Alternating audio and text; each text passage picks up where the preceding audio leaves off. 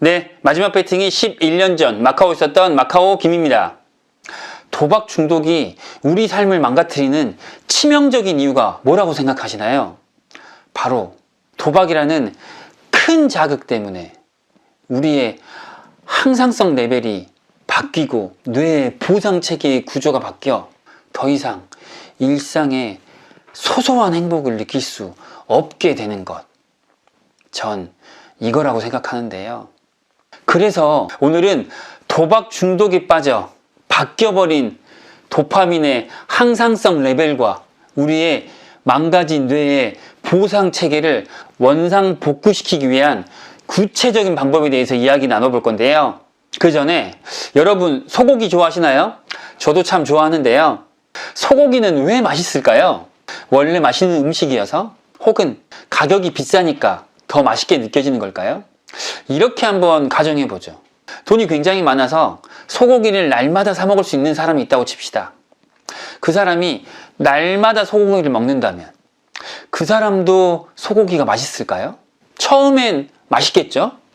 이틀, 3일, 아마 일주일만 돼도 소고기가 점점 덜 맛있어질 겁니다. 그리고 한 달째 소고기를 매일 먹었다. 아마 소고기가 물릴 겁니다. 소고기가 물린다는 말이 우리 몸의 항상성으로 설명해 본다면 어떻게 되는 걸까요? 마치 도박에 빠져 도파민이 항상 과다 분비됐을 때를 정상으로 여겨 몸의 항상성 레벨 자체가 거기에 맞춰졌을 때처럼 우리 몸은 소고기를 먹은 상태를 이제는 정상인 상태로 인지할 거고 항상성 레벨 자체가 거기에 맞춰질 겁니다. 그래서 소고기를 우리가 아무리 먹어도 우리 몸은 큰 자극을 받지 못하고 도파민이 분비되는 양도 줄어들 테고 우리는 그 상태를 소고기에 물렸다라고 표현할 겁니다. 아주 역설적이지만 소고기를 가장 맛있게 먹을 수 있는 방법은 소고기를 아주 가끔 먹는 겁니다. 참 아이러니하죠? 소고기를 가장 맛있게 먹을 수 있는 방법이 최대한 가끔 먹는 것이라뇨. 그리고 우리가 도박 중독에서 회복할 수 있는 힌트도 바로 여기에 있습니다. 요즘 매스컴에서 한참 회자되는 이 단어 알고 계신가요? 도파민 디톡스. 고등학교 윤리 시간에 한 번쯤은 들어봤을 에피크로스 학파라는 게 있습니다. 쾌락주의 학파죠. 그런데 놀랍게도 쾌락을 추구하는 그 학파에선 이렇게 얘기합니다. 쾌락을 맛보기 위해선 우선 전제되어야 할 것이 있다. 바로 절제다. 제가 처음에 말씀드렸던 소고기를 맛있게 먹으려면 최대한 가끔 먹어야 한다. 와 같은 얘기죠. 도박 중독에서 회복하기 위해서도 그렇습니다.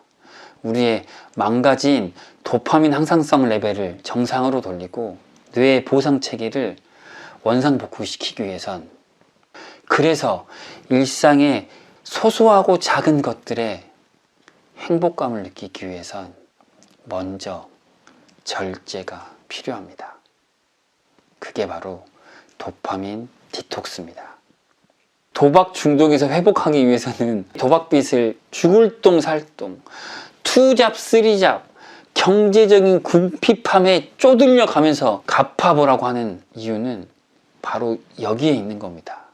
돈이 없어서 사 먹고 싶은 거 못 사 먹어야 되거든요. 그게 도파민 디톡스거든요. 술, 담배 할 돈이 없는 거, 이렇게 즉각적으로 자극을 줄 수 있는 것들을 못 하게 되거든요. 그래서 이 도박빚을 스스로 갚아나가는 그 기간 동안 먹고 싶은 거 못 먹고 투잡 쓰리잡 뛰느라 쉬지도 충분히 자지도 못하고 돈을 써서 얻을 수 있는 즉각적인 큰 자극들과도 자연스럽게 멀어지게 되는 겁니다. 스스로 그 빚을 감당하는 그 기간 동안 자연스럽게 도파민 디톡스를 하시게 되는 겁니다. 그런데 도박이 채워주지 못한 그 도파민을 다른 자극들로, 게임으로, 술로, 유흥으로 다 메꾸고 있다면, 그래서 이미 바뀌어버린 도파민의 항상성 레벨이 다시 돌아오지 않는다면, 뇌의 보상 체계가 다시 원상복구되지 않는다면, 도박에 대한 갈망, 도박에 대한 충동은 계속 일어날 수밖에 없는 겁니다. 그래서 도박만 멈추는 걸로는 도박 중독에서 회복할 수 없다고 얘기하는 겁니다. 도박이라는 큰 자극으로 채웠던 도파민의 수치를 이젠 일상의 소소한 작은 것들로 채우셔야 합니다. 도박만 안 하고 유흥으로, 더 큰 자극으로 이걸 메우는 건 회복으로 가는 길이 아닙니다. 맵고 짠 자극적인 음식을 즐기셨다면 일부러 슴슴한 담백한 음식을 드시는 걸로 시작해 보세요. 유튜브 쇼츠에 빠져 계시다면 2시간의 러닝타임을 갖고 있는 영화를 보시든 혹은 책을 읽으세요. 승부욕을 불태울 수 있는 운동에 빠져 계시다면 그저 약간의 땀을 흘릴 수 있는 산책이나 러닝을 추천드립니다. 그리고 매일 타던 택시와 버스가 아닌 따릉이 빌려 자전거를 타시고 가끔 걸어서 이동하시면서 사계절의 변화, 기온의 변화 체감해 보세요. 그렇게 도박이라는 큰 자극 때문에 무뎌진 우리의 오감을 살릴 수 있는 그런 일들을 몸으로 하시는 겁니다. 그렇게 우리의 항상성과 보상체계가 제자리로 돌아오게 되면 그때 우리의 일상도 다시 되찾을 수 있는 겁니다. 네, 다시 한번 말씀드리지만 도박을 멈추는 것, 도박 중독에서 회복하는 건 생각을 바꾸고 의지를 다지는 머리로 하는 게 아닙니다. 몸을 써서 하는 겁니다. 몸을 써서 뒤틀린 항상성과 뇌의 보상체계를 원상태로 되돌리는 겁니다. 단도박은 머리가 아닌 몸으로 하는 겁니다. 네, 오늘도 제 이야기 들어주셔서 감사하고요. 오늘 이야기가 도움이 되셨다면 구독과 좋아요도 부탁드립니다.